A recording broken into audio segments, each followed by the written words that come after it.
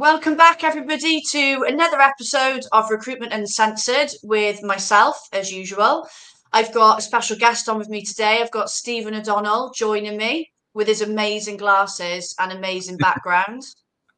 So Thank welcome you. to the show, Stephen. Thanks for coming Nice to on. be here. My honour. Absolute pleasure. I am going to have to, I was saying before we went live, I need to copy the sort of vibe in your office because it is fun, bright. You've got some good, like, what I would call like rave sort of looking lights in there. I need to get that going on in my room. Yeah. Very cheap on Temu. Oh, well, then, yeah, I'm sorted. I'm getting on as soon as we finish and I'll be ordering a load of stuff for sure. But look, anyone watching today, we're talking about the candidate experience, unfiltered, and what you need to know to win top talent. So what I'd like to encourage you to do before we get stuck in is get involved. So anything we say that you want more info on, any questions you've got, maybe you don't agree with something we've said, chuck it in the comments. I'm going to bring stuff up live as we go along. But yeah, let's get into it because we've got some really good questions that I want to cover off with you today. So let's start here because this seems like a logical place to start. How have you seen the candidate experience change and evolve in like the last 20 years? I think it's important for people to know that, isn't it? Yeah. So the last 20 years doesn't even go before job boards started or before so that's entirely within the period of the internet. Before that, and in fact, up until about 20 years ago, the candidate experience reflected an awful lot of what had gone before in the old days of traditional recruitment, where you posted paper copies of your CV and you had an application form and all of those things. So the candidate experience 20 years ago was very much linear in that sense, and candidates were in the dark as to what was going to be expected of them in the recruitment process.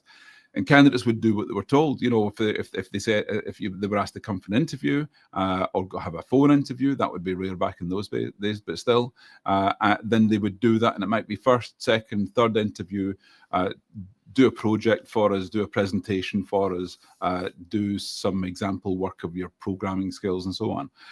And candidates would be asked to do all of those things. Often they'd be asked to do a psychometric assessment where your personality profile is being assessed. Yeah. But candidates trusted that the people who were interviewing them, the recruiters, the HR people, the hiring managers, that they all knew what they were doing. They were all experienced in this because, of course, candidates are mostly not experienced in interviewing or applying for jobs or writing CVs.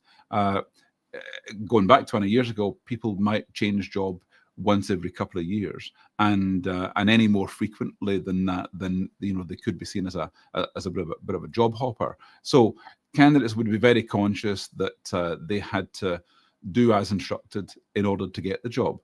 Lots of the things that happened back then would be testing how determined a candidate was to get the job. So it wasn't always the most talented person who got to the end and got the job offer. It would be selected from the people who were most determined to get the job, and those are two very different things. And if the company thinks really hard about it, the company really wants the best and the most talented person.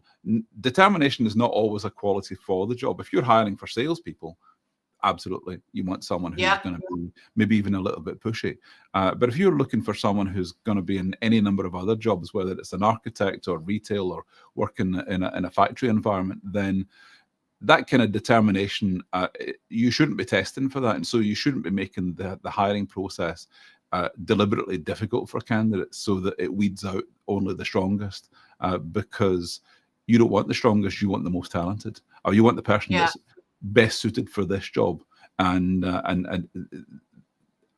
just as there's a job out there for everyone, there's a person out there for every job, and you need to find a good match. In recruitment, there are only three things that are important: the candidate, the job, and the company.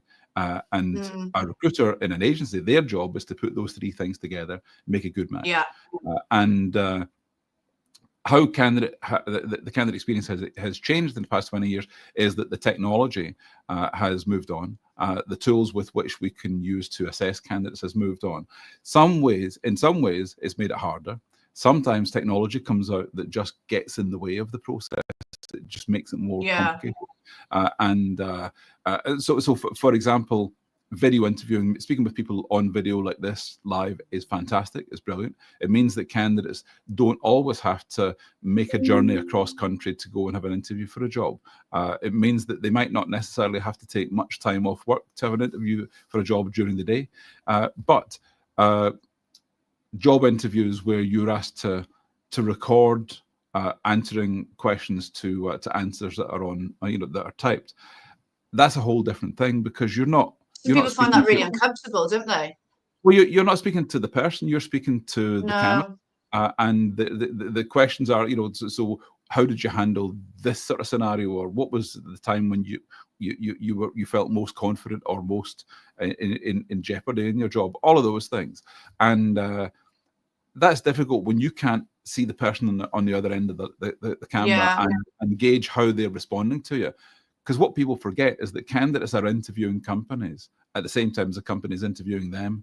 And if it's one way, then I'm not getting enough information to decide if I want to come and work for you or not.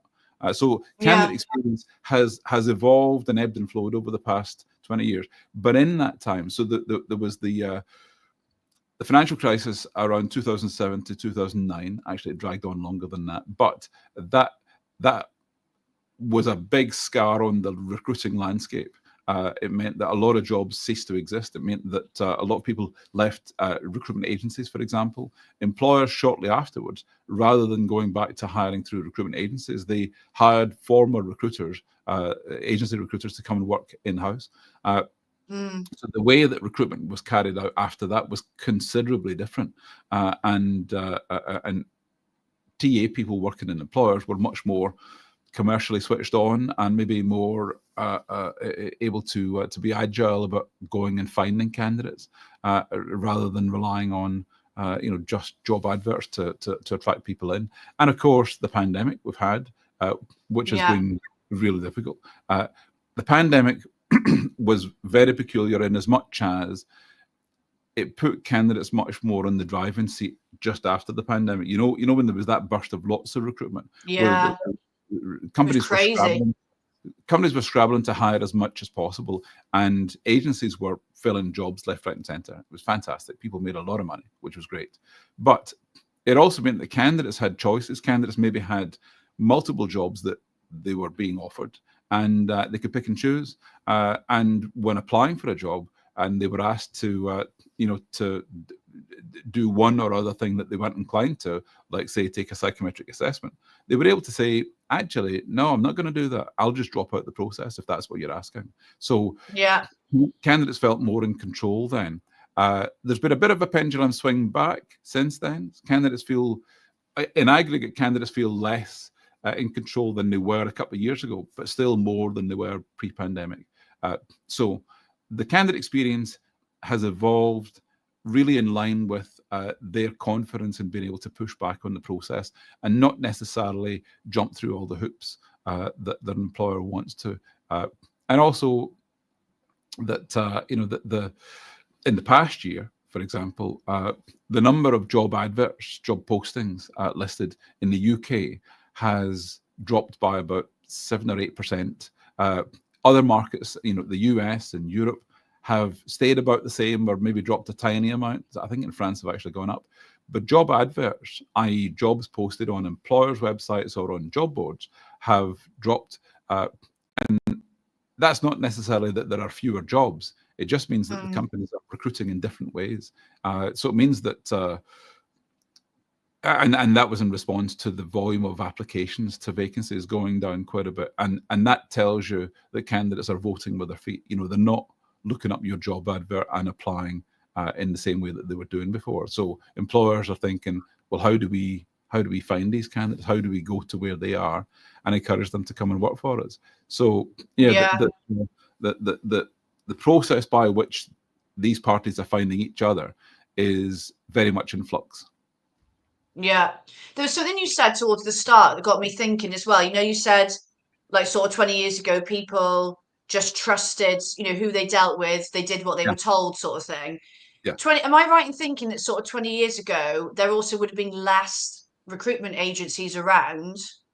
And therefore, I think, and yes, people did trust, to follow a process. But I think now, and this is when you were thinking of this came into my head, there's so many more people are either setting up on their own as a one-man band, or they've got smaller agencies, bigger agencies, whatever. Yeah. There's a lot more candidates experiencing, unfortunately, the bad side of recruitment more, and therefore have less trust, even though there's amazing recruiters out there. Do you know what I mean? Or have I got that wrong? No, I do know you're not wrong at all. When people talk about, there being a bad area, a bad era for recruiters or agency recruiters, you could say now, because there's no barrier to entry, anyone can start up as a recruiter and have their own recruitment agency. £10 at company's house sets up a new company, and you can be in business, tomorrow. So with no barrier to entry, you don't need to be trained. You just need to have the brass neck to go and do it. Equally, in the 90s, people would look back on the 90s as kind of the dodgy area of or the dodgy era of recruitment, where there were some, not always, but there were some sharp practices going on that weren't ideal. Going back to when I started in recruitment in the 80s, when I'd call employers to try and let me find candidates for them, get the assignment, often I had to explain to them what a recruitment agency was. They didn't know, they hadn't ever used an agency before. So I had to explain that and why they should pay me thousands of pounds if I found the right candidate for their vacancy. And that was a different time. So we got a bit carried away in the 90s. Then, of course, all the technology came from late 90s, early 2000s. And there's been an evolution of recruiters. Yes, there are more if you printed them all off, there are more on paper recruiters working in the industry in the UK now, and many people who are literally doing it from home. As I say, you can do that easy peasy. There used to be what we would call it kind of a circle of life of recruitment agencies in Scotland, where I am. I'm Glasgow. You can kind of it's a bit like you see programs about rock family trees. There was a band, and that band broke up, and they went on to form other bands, and that band broke up. So it's the same in recruitment. Go back to the early 80s. There was an agency called Marlborough, and out of that came Marshall Brisbane, and out of that came Melville Craig, and out of that came other agencies. And I'd been with one of those companies, and I set up an agency called Maxwell Bruce, and then Search. So what does happen is that people work in a large agency. They earn their stripes, they find their clients, they work out, that they're good at this, and they decide, actually, I'm going to go and set up my own business, because rather than getting commission on these fees, I can be doing it myself, making much more, hiring other people, building a team, building a company. So the previous large agency might fade away, might disappear, might be bought over by one of the big ones. So there's that cycle that goes on. Right now, there's less of that cycle happening because there are so many more small 1 to 3 person recruitment agencies, and they don't all work full time. They might just be working a little bit at the time in a specialist niche area, and these people have got very, very nice lifestyles going on at the same time. So it's not the same kind of recruitment as if you were working in an office for someone like Randstad, say, or Hayes, and it's nose to the grindstone recruitment. Well, let's get on to this next question for me is an important. Well, that's not the next question. This is how you know it's live, because little mistakes like that happen. That was the first question. This is the second question. I think sometimes we forget how important it is to understand more about the candidate expectations, but how the current hiring landscape is affecting those, because we need to be able to adapt, don't we, as consultants, and modify, and as wider businesses. So obviously you're seeing this a lot. So how have you seen this current hiring landscape affect, in general, candidate expectations? Anyone looking for a job at all now, or even just vaguely considering it, can research potential employers to the nth degree. Because Yeah. everything is online, I can look up, a company. I can look at all the people who work in that company. I can see where Their those people accounts. worked before. I can see when people leave that company, where did they go to? I can look up their accounts, as you say. I can see who's on the board. I can see the financial structure of the organization. I can do all of those things. And if I'm going for an interview with, Mary, the account director there, I can find out everything about Mary before I even turn up for interview.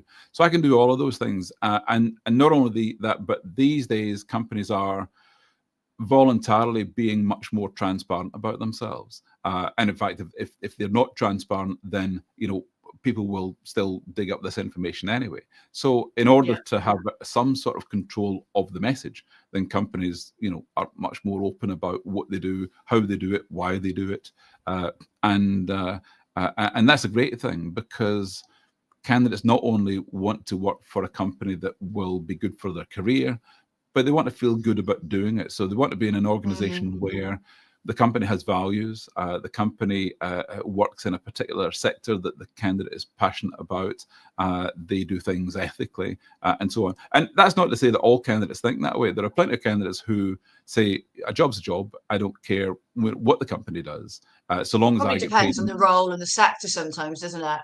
Yeah, there are plenty of people who they don't care about any of those things, so long as they're paid the best salary, or they don't care about any of those things so long as the job is within 2 miles commuting distance. There Yeah. are, people have different priorities. So in terms of expectations, candidates are allowed to have expectations now much more than they ever had before. Before, it wasn't really a consideration because it was hidden information. You would join a company, and months later you would find out something about a sister company, or the boss, or there's a culture within the organization that frankly is pretty uncomfortable, or any number of other things. You might join a company thinking this is going to be great, and you then realize that everyone in the company is a Man United supporter and you're a Liverpool supporter. That's it. So Even so worse. yeah, so these things You can wouldn't know happen. till you work there. You would. I even Absolutely. remember when I started working. Yeah. You would just think, oh well, I'll just have to go and see what it's like. There was, Mhm. apart from being able to Google a company and have a quick look at their website, which was limited. That was it. Yeah. Yeah. So the day that you start in a company is the day that you learn all the things that you didn't find out beforehand.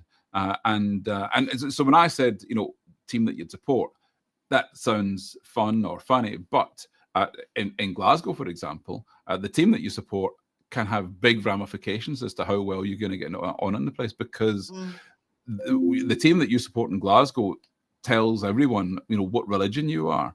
In a lot of Oh cases, yeah. and that can be a big thing. It's less of a big thing than it used to be. Used to be much more, but substitute what team you support to what political opinion you might have, or what you think about climate change, or any number of other topics. If you join a company and you realize that everyone else has a different view to you, that's going to be a hard day at work.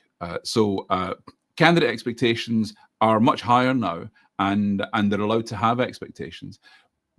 But also, and that's a good thing. But also, companies are conscious of that. They want to make sure that people are joining full in the knowledge, that they're making an informed decision to accept that offer.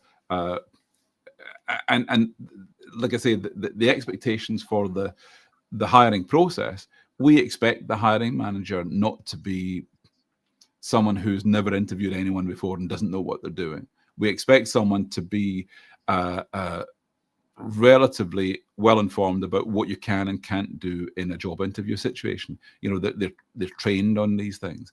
And I always tell employers and recruitment agencies, if you want to dramatically change or improve your hiring success and the success of people that you take on, train your recruiters, train your hiring managers on how to identify good hires. What good looks like, and what you should and shouldn't be doing in a job interview, because that'll reap huge rewards, much more, to be honest, than many technologies that you might employ to try and whittle down, is this a good or a bad candidate.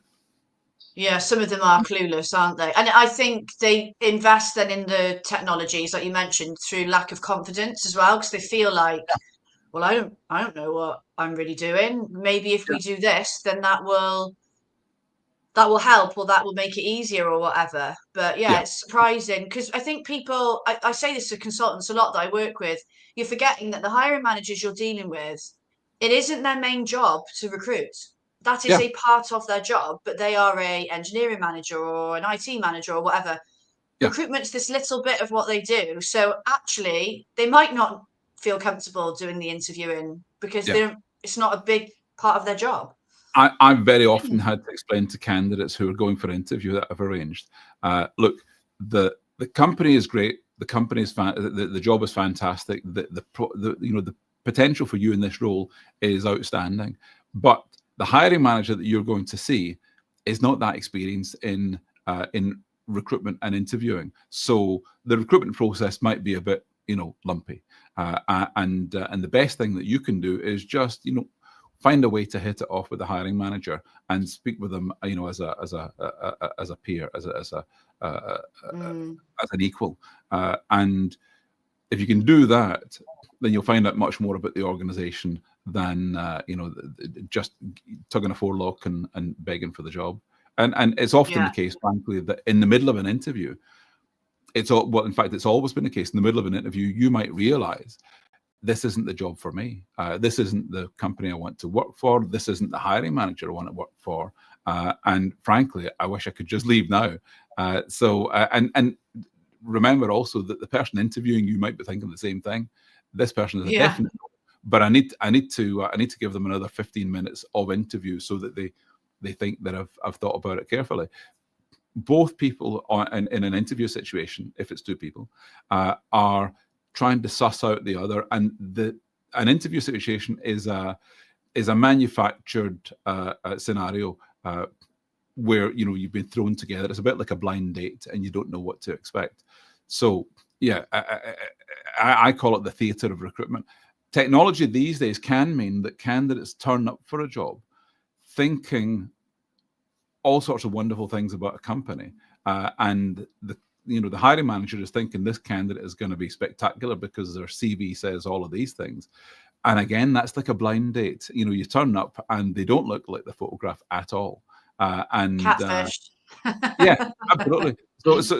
So you kind of need to, right. Well, let's both agree to set that aside and now talk straight about the job and the person, and the opportunity. Well, you mentioned tech there, which brings me to segues me nicely into my next question.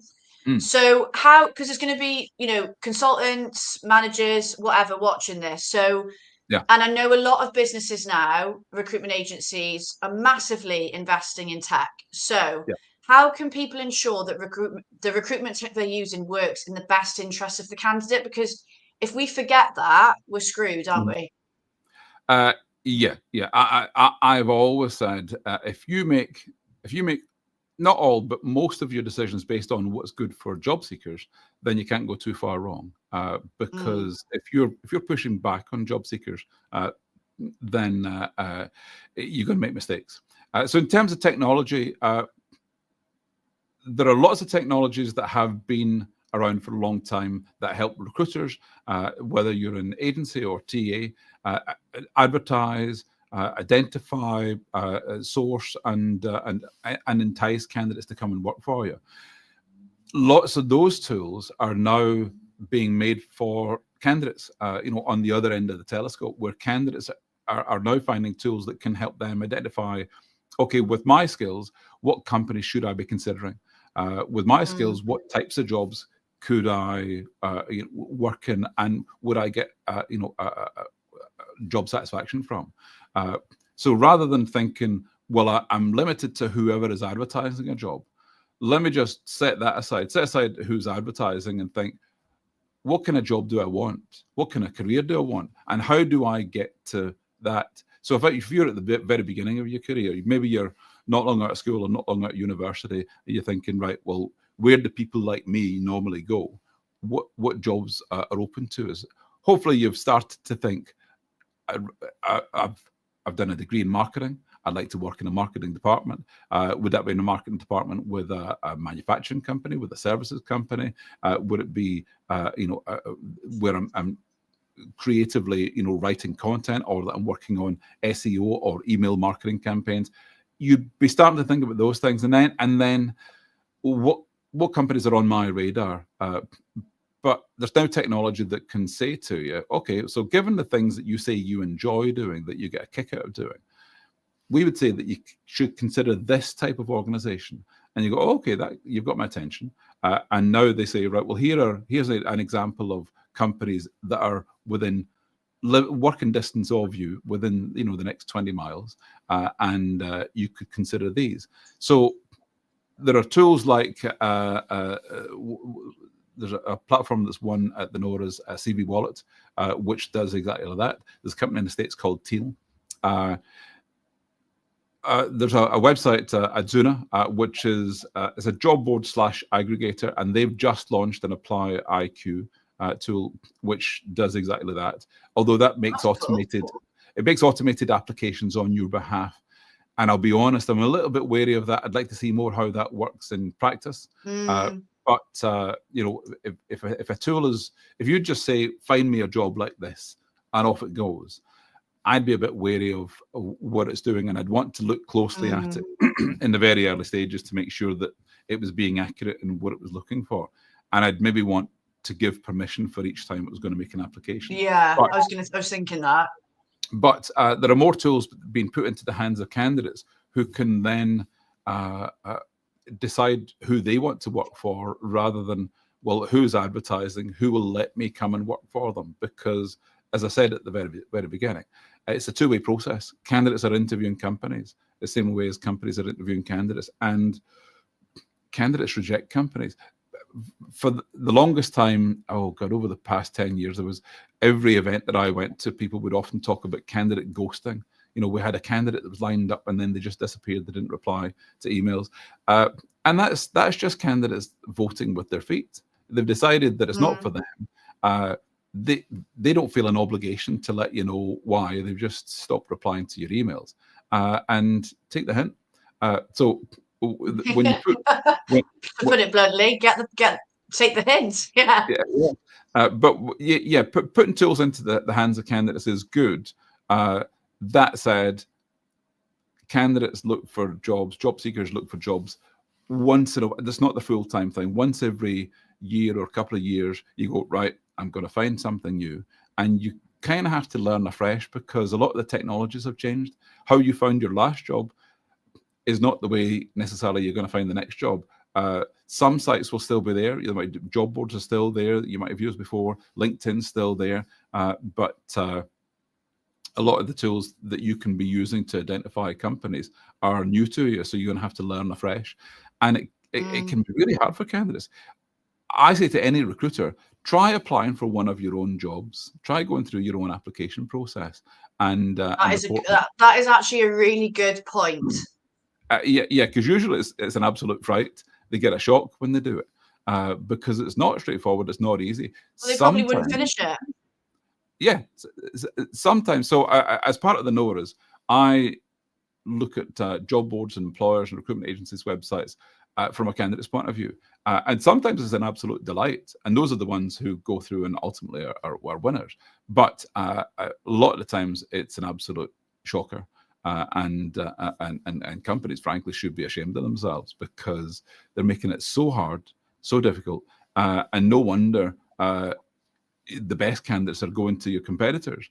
Employers are often saying, well, how come this company we're competing with, they get all the best hires? Well, look to yourself. Yeah. I've just realised the time, and we've still got a top tip that we're going to cover up before we finish. But before we do, I just want to give anyone watching a roundup of the next show. So I've got Pete Ames coming on with me of Flair Consultancy. He's I've got my little notes here, so I always remember the time, the dates, and people's job titles. So scalability coach for recruitment leaders at Flair Consultancy. Now, I love everybody at Flair, all the Ameses. I've had Kirsty on, I've had Mike on, but I'm yet to have Pete on, which is why Pete is coming on next time. So 30th of May, 12:30. I'm really excited for this one, because Pete is going to be sharing with us the smart way to get rich from your recruitment business. Well, I'll take a piece of that. Thanks very much. I don't care if none of you are going to watch. I'll be there. So that's going to be a really good one. So yeah, 30th of May, 12:30. The event will go up as normal next week, so keep an eye out for that. So just quickly, Stephen, because we're just hitting or going over time, top tip wise, I really like this one. Talk to us more about this one. So I always tell candidates to not disregard, but to set aside to an extent. Don't limit yourself to the jobs that are advertised, because there are many, many more jobs out there than those that are advertised. Approach companies and approach recruitment agencies directly.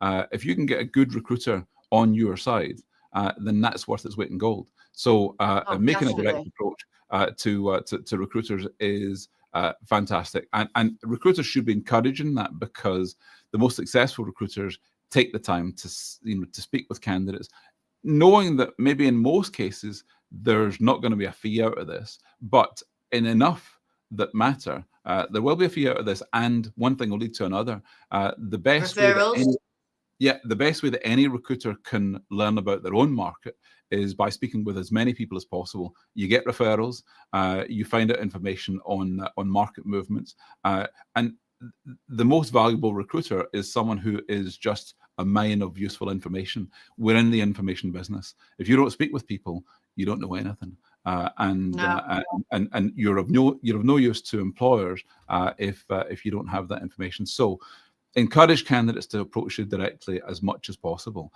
and expect that candidates will be doing that more so now than before. Advertisements for vacancies are getting fewer returns. Candidates are identifying companies they want to go and speak to directly.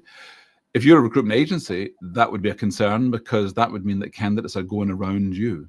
You need to make yourself relevant and valuable, and you should market yourself on the basis that when a candidate comes to you, they've got a better chance of getting in front of a company than if they apply direct. So come to me. I'm an expert in this sector of recruitment. I deal with X number of companies in this sector. If I think you're great, then these companies trust me. And when I recommend you, you've got a good chance of getting in front of them. So absolutely. Be a consultant. It's in our job title. Consult. That's what we always forget to do. No, I love that. That is a really it's something that reading it seems so simple, but something again that these little things we sometimes forget to do. So really good way to finish, and thank you so much for coming on. Thank you. If you've watched and you want to talk to Stephen more about this subject, the Noras, anything, LinkedIn is your best bet. So he's tagged on the event, so connect with him. Yeah, love that.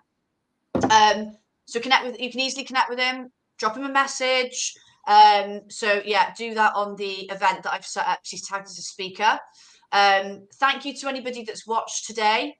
Hope you've enjoyed. I know I have. It's something that the candidate experience has always been, as a consultant personally, really important. And I think everybody, I'm not saying there's people watching that don't care about the candidate, but I think we need to make sure if we want that top talent, that we bear in mind everything that Stephen said today. So yeah, thank you so much for coming on. And remember to tune back in for the 30th of May at 12:30 for, if you've got a recruitment business, basically how you can get really rich from it. So there we go. That's a good way to finish. Thank you, Stephen, for coming on. And we will see you all soon. Thank you, Ben. Adios. Bye-bye.